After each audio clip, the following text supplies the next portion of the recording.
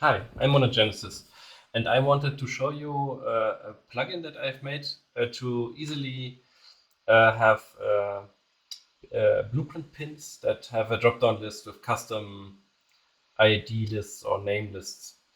And for this, I have just a simple config file where I have ID set.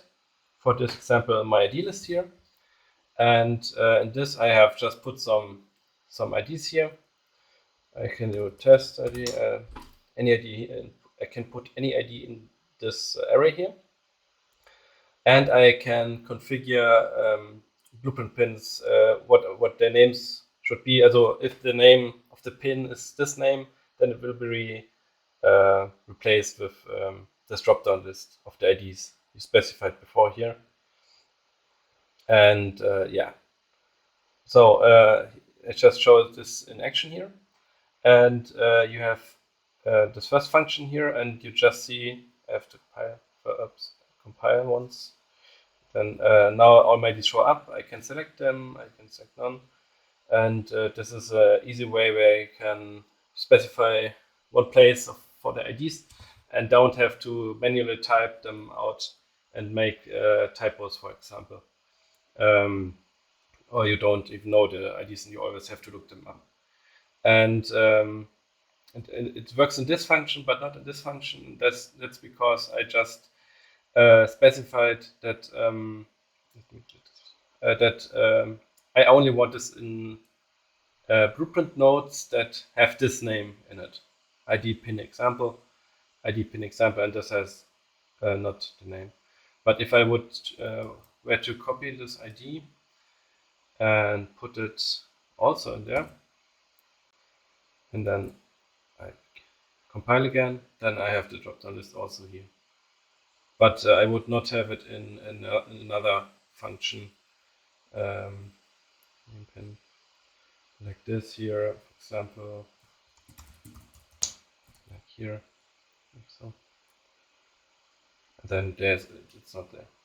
Yeah, this is basically how it works. I also use this sometimes to have then if I have in C++ some name fields specified, I also have them as a drop-down here.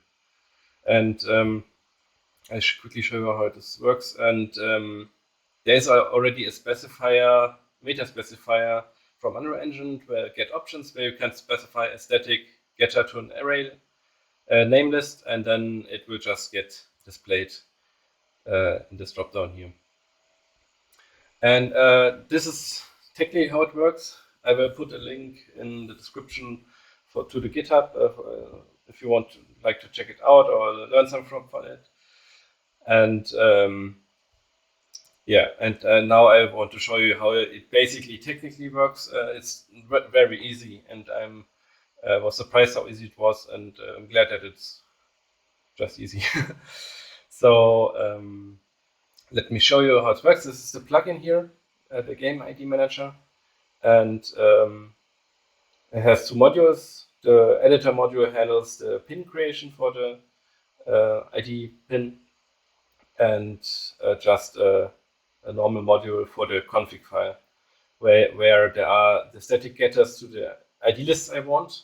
For this example, I wanted my ID list, and in my example, I use this function here. And let me go back, and then here I have just simple basic functions to get access to the IDs and to fill them, and just a normal config file. And if you want to use the get options, specify and use them outside your own class, then you have to use the path to the module. That's this one. Then the class name, that's the config here, the config file without the prefix u, and then the name of the static function list, static getter to the ID list without any parentheses, just like this. And this is how just the drop-down in the fields work. This is here. And now how the pins work is, it's also not so complicated. It's just you need a pin factory.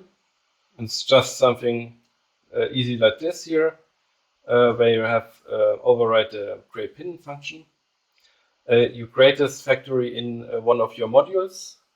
For this example, it's like, let me find out here, exactly where I just create this module and register this factory and then register it. And if you have registered it and you have implemented a create pin function, then every time you compile or load a blueprint, then the factory will check for every pin. It will check if it should create a substitute for the default pins. That's how the pin factories check if they should be replaced. So yeah, and here I just remove this comment. I just make some checks if it's the correct pin, if it has the right names, if they fit the configurations I set up. And if that's true, then it will create my special pin, my blueprint pin. And this pin is located here. Is almost a copy of the selectable combo box pin. That is native to the engine already, or searchable combo box. There are also other similar ones. I just took a look at the editor, and with the widget reflector, I inspected some of the UI elements and looked at what kind of state widgets they use, and then look how they work. There are also two references besides the engine reference is this repo, how to use custom pin. I just looked it in to get some information how he or she does it, and yeah, and this one, but it's very basic, and it's actually very easy if you look at already existing engine code and look how they do it. And it's just basically get a name list, put it in an already existing widget, and have them displayed. That's really basic, and it's really cool. You can take a look at it in the GitHub, and maybe get inspired by it, extend it, or yeah, learn from it, maybe the one or two other thing, or maybe just use the plugin like you wish. I think it's really cool. It's especially also for the designers in our company. It's easier. It's less likely to make mistakes if you have an already existing list of IDs that you can just select. And yeah, let me think. That's basically it. Yeah, that's basically it. And if you have any questions, just ask. And yeah, I hope it's something useful for you. It is for me. And yeah, see you next time. Bye.